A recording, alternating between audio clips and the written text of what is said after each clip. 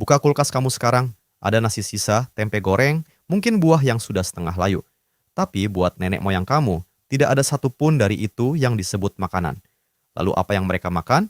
Jawabannya akan membuat kamu tidak nyaman. Dan setelah kamu tahu, kamu tidak akan pernah melihat piring makan kamu dengan cara yang sama lagi. Untuk memahaminya, kita harus mundur jauh, sekitar 3 juta tahun ke belakang. Nenek moyang paling awal kamu bukan pemburu, mereka pemulung. Ketika seekor singa menerkam rusa di padang savana Afrika, singa itu memakan bagian terbaik duluan, otot, hati, jantung. Lalu hiena datang, menghancurkan tulang rusuk dan kulit dengan rahang mereka yang kuat. Pada saat nenek moyang kamu tiba di sana, yang tersisa hanya satu hal, tulang paha yang terlalu tebal, bahkan untuk rahang hiena. Dan itulah yang mereka makan. Makanan utama manusia purba adalah sumsum tulang. Mereka menyelinap ke bangkai yang sudah habis digerogoti, mengambil tulang paha paling tebal, lalu menghancurkannya dengan batu tajam. Di dalamnya ada sumsum, abu-abu, licin, menetes lemak. Mereka menyendoknya dengan jari dan memakannya mentah-mentah. Buat nenek moyang kamu, ini adalah pesta. Tidak ada hewan lain yang bisa menjangkaunya. Sumsum tersegel di dalam tulang yang keras, dan manusia punya satu hal yang tidak dimiliki pemulung lain. Tangan yang bisa menggenggam batu cukup kuat untuk memecahnya. Mereka juga memakan otak. Satu tengkorak menyimpan hampir setengah kilogram lemak padat. Dan lemak adalah makanan paling padat kalori di seluruh alam. Bagi nenek moyang yang hidup dari sisa-sisa, satu tengkorak adalah jackpot. Ini kenapa tubuh kamu masih memperlakukan lemak seperti harta. Tubuh kamu masih ingat. Mereka juga makan serangga, rayap, ulat, larva putih gemuk sebesar ibu jari, renyah seperti udang. Bagi nenek moyang jauh kamu, serangga bukan pilihan terakhir. Itu adalah makan malam. Ini berlangsung lebih dari 1 juta tahun, hari demi hari, generasi demi generasi. Tapi apa yang datang setelahnya jauh lebih mengejutkan. Api. Api tertua yang pernah ditemukan manusia ada di dalam gua Wonderwerk di Afrika Selatan. Usianya sekitar 1 juta tahun. Begitu manusia punya api, mereka punya memasak. Daging dipanggang di atas bara. Umbi-umbian dikubur dalam abu panas. Tulang sumsum dijatuhkan ke dalam api membara. Memasak adalah pencernaan awal. Daging dan tanaman mentah memaksa usus kamu bekerja keras selama berjam-jam untuk memecahnya. Makanan yang dimasak sudah sebagian hancur. Tubuh kamu menghabiskan lebih sedikit energi mencernanya dan menarik lebih banyak kalori dari setiap suapan. Dan para ilmuwan percaya bahwa ketika nenek moyang kamu mulai memasak, usus mereka menyusut. Energi yang dibebaskan itu semua mengalir ke satu tempat, otak. Otak kamu hanya 2% dari berat tubuh, tapi menggunakan 20% dari seluruh kalori tubuh. Kamu tidak bisa menjalankan mesin itu dengan daun mentah dan rayap. Kamu butuh makanan kayak lemak yang dimasak. Memasak memberi kita otak. Dan otak memberi kita segalanya. Setelah itu, menu meledak. Sekitar 300.000 tahun lalu, nenek moyang kamu sudah terlihat seperti kamu hari ini. Dan mereka memakan hampir semua yang bisa mereka tangkap, gali, atau jangkau. Mammoth, bison, kuda liar di dataran terbuka. Ikan dan kerang dari sungai dan pantai. Umbi liar, biji-bijian, beri, kacang-kacangan, dan jamur dari tanah. Telur yang dicuri dari sarang. Dan madu. Terutama madu. Suku Hadza di Tanzania, salah satu kelompok pemburu pengumpul yang masih hidup dengan cara manusia hidup sebelum pertanian ada, mendapatkan sekitar 15% kalori mereka dari madu liar. Mereka memanjat pohon berbahaya, disengat ratusan kali, dan terus kembali. Karena tidak ada yang lain di alam liar yang memasukkan sebanyak itu kalori dalam satu gigitan. Dan inilah bagian yang aneh. Kerinduan yang sama itu masih hidup di dalam kamu hari ini. Gula. Otak kamu sudah terprogram untuk itu. Karena selama ratusan ribu tahun, gula memberi tubuh kamu dua hal sekaligus. Energi instan untuk digunakan sekarang, dan bahan bakar ekstra yang disimpan sebagai lemak. Lemak itu adalah satu-satunya hal yang menjaga kamu tetap hidup ketika makanan habis. Sarang lebah yang menetes adalah makanan paling kaya yang pernah dilihat kebanyakan nenek moyang kamu. Ini adalah program yang berjalan di dalam kamu sekarang. Tubuh kamu tidak bisa membedakan madu di pohon dengan sebungkus permen. Makanan modern mengambil sinyal purba itu dan mengubahnya menjadi bisnis. Minuman bersoda, keripik, mie instan, saus, bahkan kebanyakan roti. Hampir setiap makanan kemasan yang kamu temukan di minimarket adalah gula dengan kostum berbeda. Itu kenapa kamu tidak bisa berhenti memakannya. Tubuh kamu masih berusaha menyimpan lemak untuk lain kali ketika makanan tidak ada. Tapi gula bukan satu-satunya hal yang membuat nenek moyang kamu ketagihan. Daging. Satu bangkai mammoth bisa memberi makan satu suku selama berminggu-minggu.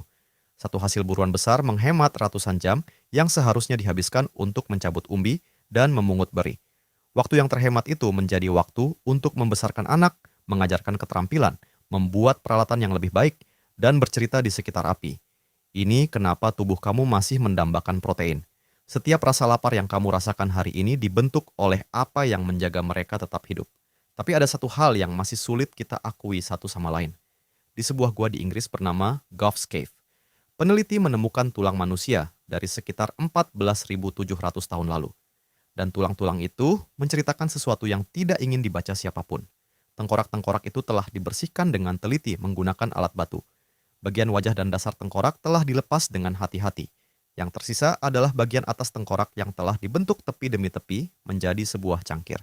Tulang-tulang panjang telah dipecah dengan cara yang persis, sama seperti nenek moyang paling awal kamu memecah tulang rusa untuk sumsum. Dan ini yang lebih mengejutkan. Ini bukan karena kelaparan. Gua yang sama berisi sisa-sisa, kuda, rusa, dan hewan lain. Ada banyak makanan. Satu studi menghitung berapa banyak kalori yang sebenarnya disediakan oleh tubuh manusia. Jawabannya sekitar 125.000 kalori. Seekor bison menyediakan 600.000. Seekor memot 3 juta. Manusia bukan makanan yang efisien. Mereka adalah sebuah pilihan. Satu tulang lengan bawah yang ditemukan di Gough's Cave diukir dengan pola zigzag setelah dagingnya habis. Ini bukan tindakan putus asa, ini adalah ritual. Dan Gough's Cave bukan satu-satunya tempat. Sisa-sisa serupa ditemukan di Jerman, Prancis, Spanyol, dan Kroasia. Selama ratusan ribu tahun, di berbagai belahan dunia, manusia melakukan ini satu sama lain. Tidak selalu untuk bertahan hidup. Karena di suatu titik dalam sejarah kita, kita memutuskan bahwa itu bermakna sesuatu. Tapi masih ada satu hal lagi. Nenek moyang kamu tidak hanya memakan daging segar. Mereka memakan daging yang sudah membusuk. Ketika seorang pemburu membunuh seekor hewan, mereka tidak bisa menghabiskan semuanya sekaligus. Jadi mereka menguburnya, menyimpannya di gua, menyembunyikannya di sungai yang dingin selama berhari-hari, berminggu-minggu, kadang berbulan-bulan. Ketika mereka kembali, daging itu sudah penuh belatung dan berbau busuk. Mereka tetap memakannya. Beberapa peneliti bahkan berpikir mereka lebih menyukainya seperti itu. Daging yang membusuk sudah sebagian dipecah oleh bakteri, lebih mudah dikunyah, lebih mudah diserap. Bakteri bahkan menghasilkan vitamin B yang dibutuhkan tubuh kamu. Tubuh kamu masih ingat ini. Setiap makanan fermentasi yang kamu sukai adalah pembusukan yang dikendalikan. Tempe, tape, yogurt, keju, kecap, acar. Semuanya adalah pembusukan yang diperlambat dan dibuat aman. Selera kamu terhadap tempe tidak berkembang di dapur modern. Ia berkembang di savana 100.000 tahun lalu, dari sesuatu yang jauh lebih ekstrim.